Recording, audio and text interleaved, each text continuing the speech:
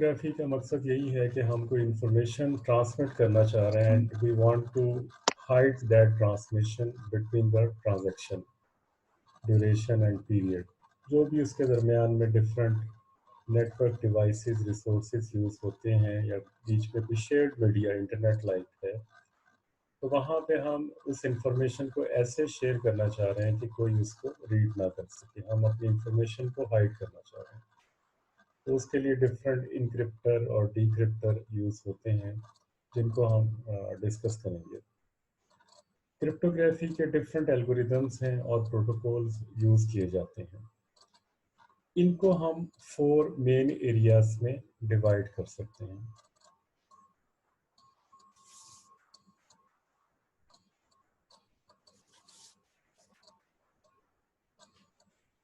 एक इसमें है सिमेट्रिक इंक्रिप्शन।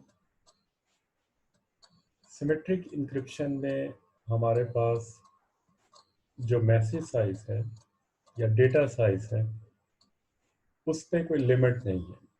चाहे हमारे पास जो मैसेज है वो स्मॉल है या लार्ज साइज के मैसेजेस हैं, उन सब को हम कंसील कर सकते हैं यूजिंग सिमेट्रिक इंक्रिप्शन। अब सिमेट्रिक इंक्रिप्शन के अंदर जो जिस डेटा को हम कंसील कर सकते हैं या जिस डेटा को हम सिक्योर कर सकते हैं, वो मैसेजेस भी हो सकते हैं, फाइल्स हो सकती हैं, इवन इंक्रिप्शन कीज हो सकती हैं और पासवर्ड्स हो सकते हैं। तो ये फर्स्ट एरिया है सिमेट्रिक इंक्रिप्शन का। इसको हम डिटेल में डिस्कस करेंगे। इसमें कौन सी टेक्निक्स हैं, कौन सी टेक्नोलॉजीज हैं, कौन से एल्गोरिदम है, कौन से क्लासिकल एल्गोरिदम्स हैं और कौन से इन प्रैक्टिस एल्गोरिदम यूज हो रहे हैं। दूसरे टाइप के जो एल्गोरिदम्स हैं वो एसिमेट्रिक इंक्रिप्शन में आते हैं। एसिमेट्रिक इंक्रिप्शन में हमारे पास जो डेटा साइज है वो स्मॉल होता है और इसमें भी हम इंक्रिप्शन कीज और हैश फंक्शन वैल्यूज उनको हम कंसील कर सकते हैं। अब इसमें जो बाकायदा जो डेटा है ये उसके लिए रिकमेंडेड नहीं है। Like you are streaming a video, आप कोई एक लार्ज डेटा फाइल सेंड कर रहे हैं या कोई आपका ईमेल बैकअप है, कोई डेटाबेस बैकअप है जिसको आप शेयर करना चाह रहे हैं, ट्रांसमिट करना चाह रहे हैं, तो वहाँ पे एसिमेट्रिक इंक्रिप्शन यूज नहीं होगी। एसिमेट्रिक इंक्रिप्शन जो है वो इंक्रिप्शन कीज के लिए या हैश फंक्शन वैल्यूज के लिए यूज होती है, जो कि हम डिजिटली किसी भी आइटम को, किसी भी प्रोडक्ट को, किसी भी मैसेज को जब हम डिजिटली साइन करते हैं तो वहाँ पे हमें इंक्रिप्शन कीज या हैश फंक्शन वैल्यूज की ज़रूरत होती है। इवन ब्लॉकचेन है उसके अंदर या इस तरह की और भी जो डिफरेंट टेक्नोलॉजीज हैं जहाँ पे ये स्मॉल वैल्यूज जो हैं लाइक इंक्रिप्शन वैल्यूज और हैश वैल्यूज या इसके अलावा कोई सिक्योरिटी रिलेटेड हमारे पास कोई डेटा है, तो उसको ट्रांसमिट एंड रिसीव करने के लिए एसिमेट्रिक इंक्रिप्शन यूज होती है। जो थर्ड एरिया है वो डेटा इंटेग्रिटी एल्गोरिदम्स है। डेटा इंटेग्रिटी एल्गोरिदम जो यूज होते हैं वो डेटा को प्रोटेक्ट करने के लिए यूज होते हैं। लाइक आप कोई मैसेज सेंड कर रहे हैं from computer A to computer B, तो आप इंश्योर करना चाह रहे हैं कि during transmission from computer A to B आपका डेटा चेंज ना हो। आपके डेटा जो है वो एज इट इज़ जैसे आप सेंड कर रहे हैं उसमें कोई बिट्स जो है वो कोई चेंज ना कर सके या during transmission due to some technical error भी उसमें कोई चेंज ना आए। तो आपने ये डेटा कम्युनिकेशन में डिफरेंट एल्गोरिदम्स पढ़े होंगे जो एरर डिटेक्शन, करेक्शन और रिकवरी के लिए यूज़ होते हैं। तो ये सारा कुछ इसमें डेटा इंटेग्रिटी एल्गोरिदम में आ जाता है। फोर्थ जो एरिया है वो ऑथेंटिकेशन प्रोटोकॉल्स का है। ऑथेंटिकेशन प्रोटोकॉल जिस तरह नाम से ज़ाहिर है, ये ऐसे प्रोटोकॉल्स हैं जिसके ज़रिए आप किसी भी सिस्टम में एंटर होने के लिए लेजिटिमेट होते हैं, आप ऑथोराइज्ड होते हैं और आप उस सिस्टम के अंदर एंटर हो सकते हैं। ये स्कीम बेस्ड होते हैं और क्रिप्टोग्राफिक एल्गोरिदम्स जो हैं वो डिज़ाइन किए जाते हैं जो ऑथेंटिकेट करते हैं किसी भी आइडेंटिटी को, जो किसी भी एंटिटी का हिस्सा होती है। लाइक आप डोमेन पे किसी पे लॉगिन होते हैं, किसी डेटाबेस सर्वर पे लॉगिन होते हैं, आप किसी राउटर के ऊपर किसी स्विच में जब आप ऑथेंटिकेट होते हैं, तो ये सारा कुछ ये ऑथेंटिकेशन प्रोटोकॉल्स में आ जाता है। इसमें डिफरेंट जो प्रोटोकॉल्स हैं लाइक चैप, टैप और इस तरह के और भी ऑथेंटिकेशन प्रोटोकॉल्स हैं। ये चैलेंज हैंडशेक प्रोटोकॉल्स हैं, ये जो चैप है इनको यूज़ किया जाता है। तो ये फोर्थ एरिया है जो क्रिप्टोग्राफी एल्गोरिदम और प्रोटोकॉल्स में यूज़ होता है। तो इसको ये चार एरियाज हैं: symmetric encryption, asymmetric encryption, data integrity algorithm और ऑथेंटिकेशन प्रोटोकॉल्स। सिमेट्रिक इंक्रिप्शन जैसा कि हमने डिस्कस किया कि हमारे पास जो भी डेटा होता है, एक्चुअल डेटा, मैसेजेस हैं, फाइल्स हैं, even encryption keys and password, each and everything we can send through symmetric encryption. इसमें कोई डेटा लिमिट्स नहीं है।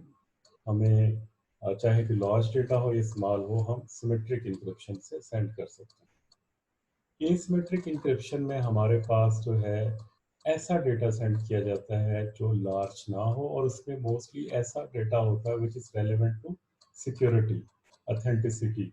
लाइक इंक्रिप्शन कीज हैं, पब्लिक हो या प्राइवेट कीज हो या हैश फंक्शन वैल्यूज हैं, उनको हम एसिमेट्रिक इंक्रिप्शन के जरिए ट्रांसमिट और रिसीव कर सकते हैं। Third area data integrity algorithms का है कि हम चाह रहे हैं कि जो डेटा भी हम सेंड करें, चाहे लार्ज है, स्मॉल है, मैसेजेस हैं, कोई वीडियो स्ट्रीम है, वो सेम रहे, वो चेंज ना हो, कोई उसको बिटवीन द वे चेंज ना कर सके। और फोर्थ एरिया जो है वो ऑथेंटिकेशन प्रोटोकॉल्स हैं। ऐसे प्रोटोकॉल्स हैं जो क्रिप्टोग्राफिक एल्गोरिदम्स के ऊपर डिज़ाइन होते हैं और अलाउ करते हैं किसी भी यूज़र को कि वो किसी सिस्टम में, किसी डोमेन में ऑथेंटिकेट हो सके और लॉग इन हो सके।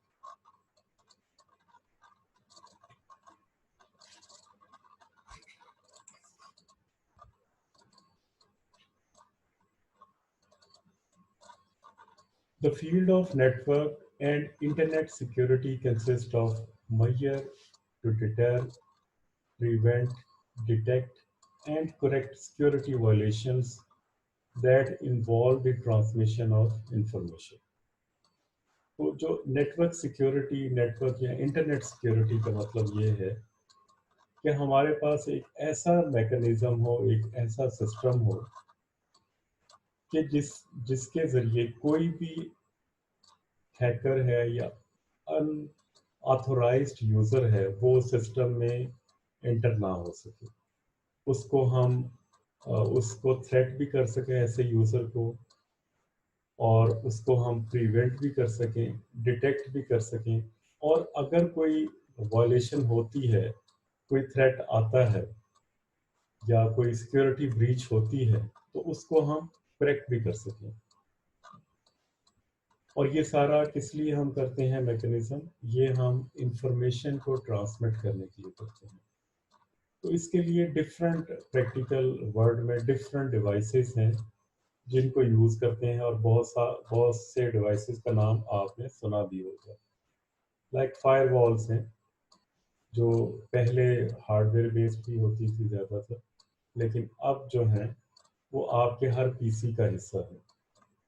मुझे like Windows firewall, zone alarm, इसके अलावा भी बहुत सी ऐसी सॉफ्टवेयर बेस्ड फायरवॉल्स हैं जो आपके सिस्टम को सिक्योर करती हैं कि कोई उसको अनलॉफुल यूज़र, अनऑथराइज यूज़र उसको एक्सेस ना कर सके।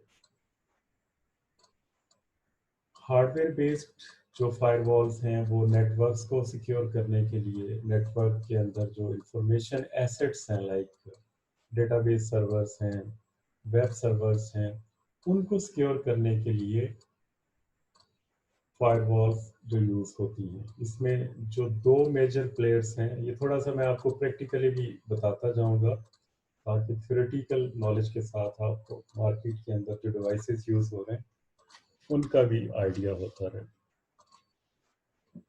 तो अब तक जो दो मेजर प्लेयर्स हैं वो सिस्को और जूनिपर हैं।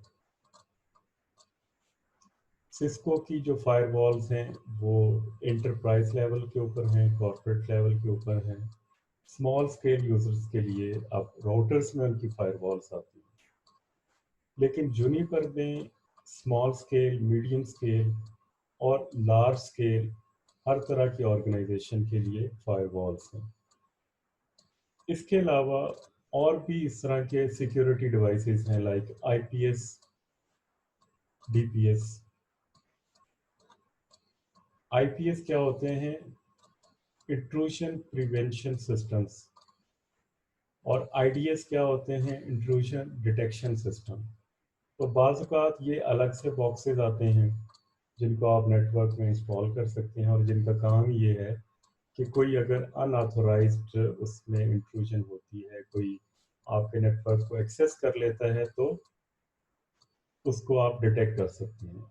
अमूमन ये कॉम्बिनेशन होता है एक ही बॉक्स में, आईपीएस और आईडीएस दोनों होते हैं। इंट्रूजन डिटेक्शन भी होती है और प्रिवेंशन भी होती है। डिटेक्शन का मतलब है कि ऐसे मैकेनिज्म उसमें अप्लाई किए जाते हैं कि जैसे कोई अनऑथराइज यूज़र आपके नेटवर्क को एक्सेस करता है तो उसको आपका ये डिवाइस डिटेक्ट कर लेता है। अब ये डिटेक्शन नंबर ऑफ जो है मैकेनिज्म्स के ऊपर हो सकती है, लाइक आईपी बेस्ड हो सकती है कि कोई ऐसा IP which is not allowed to access your network is trying to send data in your network. तो कोई ब्लॉक्ड आईपी से कोई नेटवर्क ट्रैफिक जनरेट हो रही है तो ये आईडीएस सिस्टम उसको डिटेक्ट कर लेते हैं। और या फिर कोई ऐसा बिहेवियर होता है किसी यूज़र का कि विच इज़ नॉट नॉर्मल बिहेवियर। तो इस ये हम डिस्कस करेंगे डिटेल में। तो ये प्रोफाइल बेस्ड डिटेक्शन भी हो जाती है कि लाइक एक यूज़र है, वो नॉर्मली अपना डे टू डे टास्क के अंदर 50 क्लिक्स पर आवर करता है, लेकिन उसी यूज़र के लॉगिन से अगर 5000 या 500 क्लिक्स होती हैं तो it means there is anomaly, तो वहाँ पे कोई ऐसा है विच इज़ नॉट नॉर्मल। तो इस तरह के जो प्रोफाइल बिहेवियर से भी डिटेक्शन होती है। और दूसरा मैंने बताया था कि आईपीएस, इंट्रूजन प्रिवेंशन। तो ऐसे सिस्टम्स, ऐसे आईपीस और ऐसे यूज़र्स जो जिनका बिहेवियर नॉर्मल नहीं है, जो ब्रॉडकास्ट जनरेट करते हैं या जहाँ से कुछ डेटा ऐसा अनलॉफुल आता है, तो उनको आप आईपीएस के ज़रिए ब्लॉक कर सकते हैं।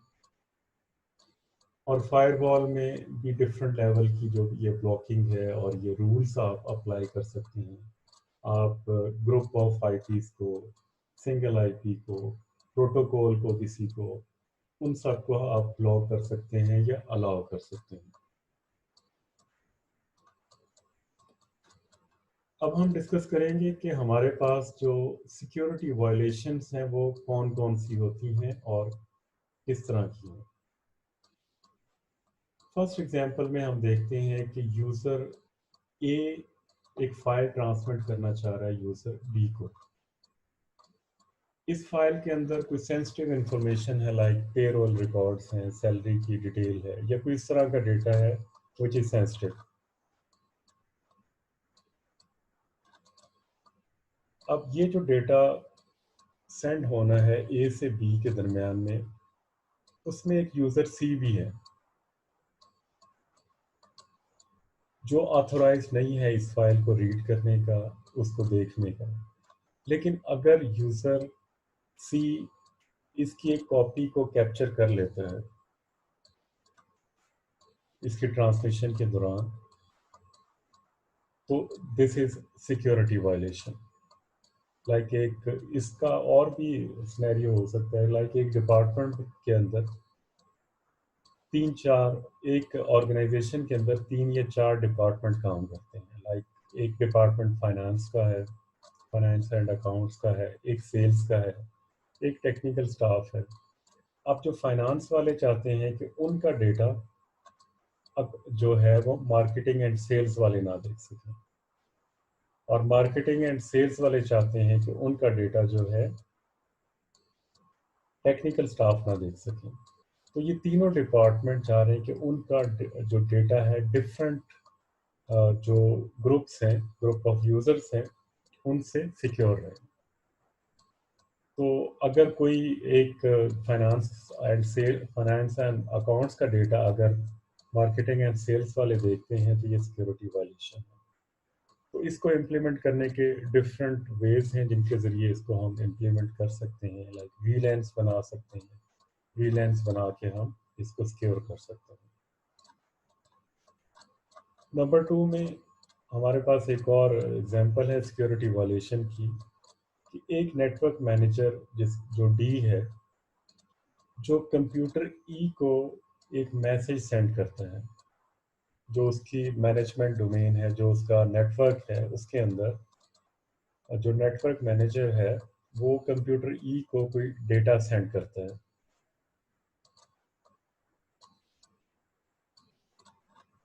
तो अब जो इस मैसेज में एक इंस्ट्रक्शन है कि एक फाइल को अपडेट करना है।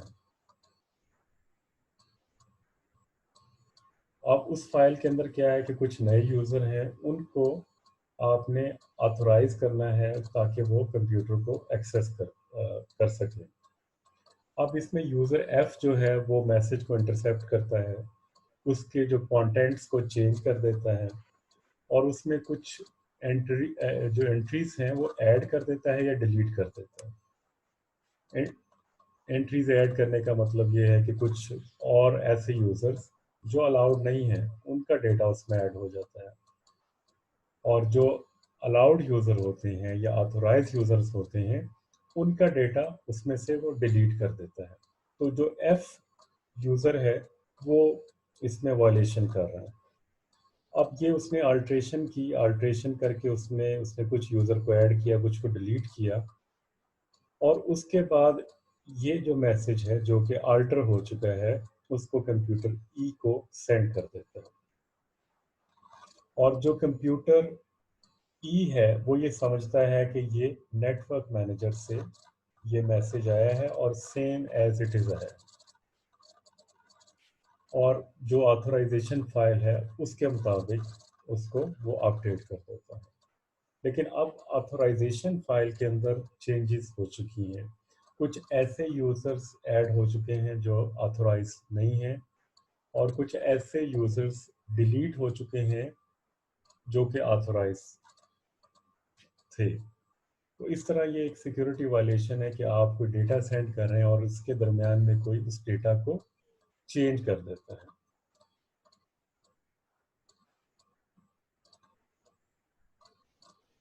नंबर 3 जो एक सिनेरियो, थर्ड सिनेरियो है, फर्स्ट में हमने देखा कि जो हैकर है या अनऑथराइज यूज़र है वो डेटा को व्यू कर सकता है, ये एक सिक्योरिटी वायलेशन है। नंबर 2 सिनेरियो में हमने देखा कि जो अनऑथराइज यूज़र एफ है वो आपकी फाइल में एंट्रीज को चेंज करता है, कुछ को ऐड करता है और कुछ को डिलीट करता है। और नंबर 3 जो सिनेरियो है,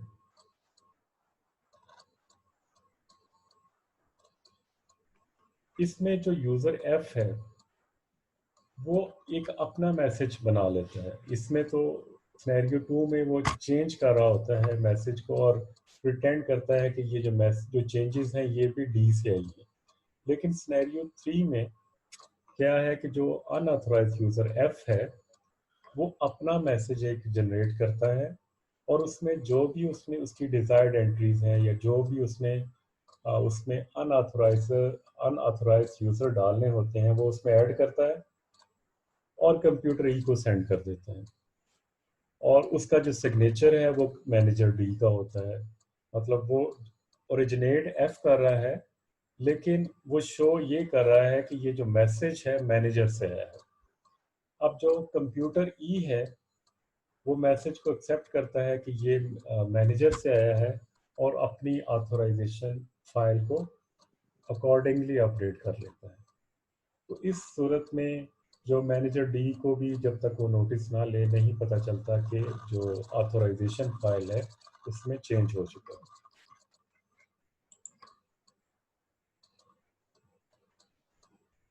नंबर 4 सिनेरियो जो है, इसमें एक एम्प्लॉय को किसी ऑर्गेनाइजेशन से टर्मिनेट कर दिया जाता है। तो अब जाहिर है उस जिस यूज़र को या जिस एम्प्लॉय को टर्मिनेट किया जाता है उसकी ऑथेंटिकेशन डिटेल सर्वर में मौजूद होती है। उसका यूज़र नेम, पासवर्ड और उसके सारे क्रेडेंशियल मौजूद होते हैं। जब उसको एम्प्लॉय को टर्मिनेट कर दिया गया तो अब ये जो नेटवर्क मैनेजर की रिस्पॉन्सिबिलिटी है कि उसकी जो लॉगिन डिटेल है या एम्प्लॉय का अकाउंट है उसको इनवैलिडेट कर दे, डिसेबल कर दे, सस्पेंड कर दे या डिलीट कर दे। और जब ये इनवैलिडेशन कंप्लीट हो जाती है तो ये जो सर्वर है वो एक नोटिस पोस्ट करेगा एम्प्लॉयज़ की फाइल के ऊपर और वो बताएगा कि ये जो इनवैलिडेशन ऑफ अकाउंट जो है वो हो चुकी है और जो इसका जो अकाउंट है वो डिसेबल हो गया। अगर एम्प्लॉय उस मैसेज को इंटरसेप्ट करे और इसको डिले कर दे, डिले इसलिए करे कि उसको कुछ टाइम मिल जाए और सर्वर से वो कोई सेंसिटिव इंफॉर्मेशन रिट्रीव कर ले और उसके बाद वो मैसेज को फॉरवर्ड कर दे।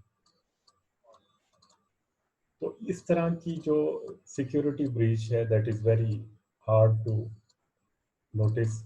और ये इस तरह के टैक्टिक्स भी एम्प्लॉयज़ करते हैं कि जब उनको टर्मिनेट किया जाए तो वो उस मैसेज को डिले कर दें और सर्वर से या उस ऑर्गेनाइजेशन से जो सेंसिटिव डेटा है वो वहाँ से हैक कर लें। तो ये एक सिक्योरिटी वायलेशन है। फिफ्थ सिनेरियो ये है कि एक मैसेज जो कस्टमर सेंड करता है स्टॉक ब्रोकर के अंदर, उसमें कुछ इंस्ट्रक्शंस होती हैं जिसमें उसने डिफरेंट ट्रांजैक्शंस का कहा है। तो अब ये जो स्टॉक एक्सचेंज की ट्रांजैक्शंस होती हैं ये बड़ी सेंसिटिव होती हैं, इवन टाइम सेंसिटिव भी होती हैं। अभी ये लास्ट ईयर एक इसी तरह का फ्रॉड जो है वो डिटेक्ट हुआ था। उसमें कुछ हैकर्स सर्वर को माइक्रो सेकंड में उसमें से इंफॉर्मेशन रिट्रीव कर रहे थे कि कोई शेयर्स की वैल्यू अप और डाउन होती है। तो वो information before updation to some specific server कुछ हैकर्स रिट्रीव कर रहे थे। अब जो स्टॉक एक्सचेंज में ये इंफॉर्मेशन बहुत सेंसिटिव होती है कि किसी भी शेयर की वैल्यू अप हो रही है और किसी शेयर की वैल्यू डाउन हो रही है। तो अगर ये इंफॉर्मेशन किसी के पास आ जाए और वो शेयर्स खरीद ले जिसकी वैल्यू अप हो रही है तो उससे मिलियंस इवन बिलियंस का जो है बेनिफिट हो सकता है। तो इस वजह से बहुत सा बिलियंस ऑफ डॉलर्स का जो हैकर्स से उन्होंने बेनिफिट लिया लेकिन बाद में वो पकड़े गए। तो इस तरह की जो ट्रांजैक्शंस हैं, तो जब एक कस्टमर स्टॉक ब्रोकर को एक इंस्ट्रक्शन दे रहा है कि वो डिफरेंट ट्रांजैक्शन करे और उसमें जो इन्वेस्टमेंट्स हैं, लॉस वैल्यूज हैं और ये सारी जो वो ट्रांजैक्शंस का वो स्टॉक ब्रोकर को कह देता है और स्टॉक ब्रोकर उसके जो शेयर को सेल कर देता है या उसके उस मैसेज के बिहाफ के ऊपर कुछ शेयर्स को खरीद लेता है। लेकिन बाद में जो कस्टमर है वो कहता है कि ये मैसेज मैंने सेंड नहीं किया। तो ये भी एक सिक्योरिटी वायलेशन है कि हमारे पास कोई एक ऐसा सिस्टम होना चाहिए जो जो भी कोई डेटा सेंड करे उसको अकाउंटेबल भी बनाए कि ये डेटा वाकई ही इस यूज़र से आया है, ताकि अगर कोई सिक्योरिटी ब्रीच हो या फिर इस तरह का कोई मैकेनिज्म हो कि लाइक कस्टमर जो है वो डिनाई कर रहा है कि मैंने मैसेज नहीं सेंड किया, हालांकि मैसेज उसने सेंड किया होता है। तो इस तरह की सिचुएशन में कोई ऐसा मैकेनिज्म होना चाहिए कि वो उस सेंडर को अकाउंटेबल बनाए कि जो डेटा है या मैसेज है वाकई ही इस सेंडर से रिसीव हुआ है।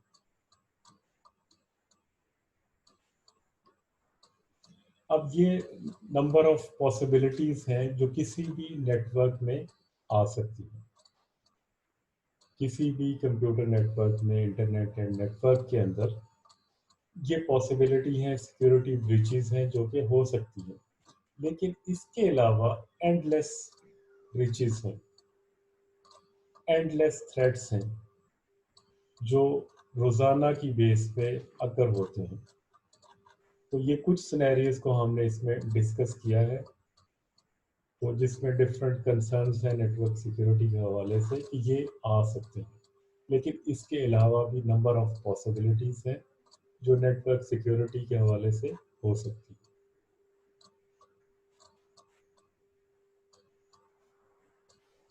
The NIST Computer Security Handbook defines the term computer security as the protection afforded to an automated information system in order to attain the applicable objectives of preserving the integrity, availability, and confidentiality of information system resources. Includes hardware, software, firmware, information, data, and telecommunication.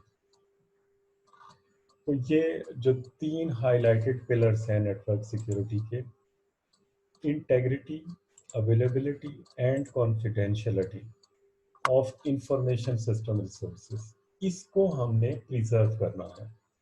तो जो main objective है computer security का, network security का, वो ये है कि हमने इंटेग्रिटी, अवेलेबिलिटी और कॉन्फिडेंशियलिटी जो इंफॉर्मेशन रिसोर्सेज की है उसको मेंटेन करना है।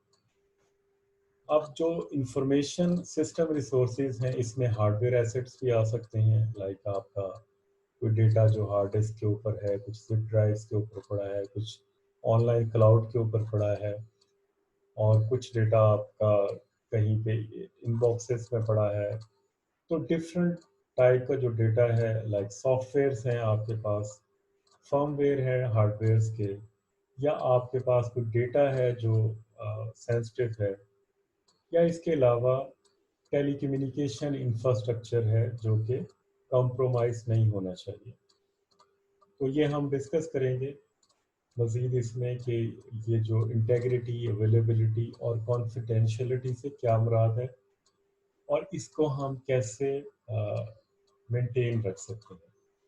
लेकिन कंप्यूटर सिक्योरिटी का जो ऑब्जेक्टिव है, जो कंप्यूटर सिक्योरिटी की हैंडबुक है, नेशनल इंस्टीट्यूट ऑफ स्टैंडर्डाइजेशन ने जो रिकमेंड की है उसमें इसकी ये डेफिनेशन है कि इंटेग्रिटी, अवेलेबिलिटी और कॉन्फिडेंशियलिटी जो है वो मेंटेन रहनी चाहिए।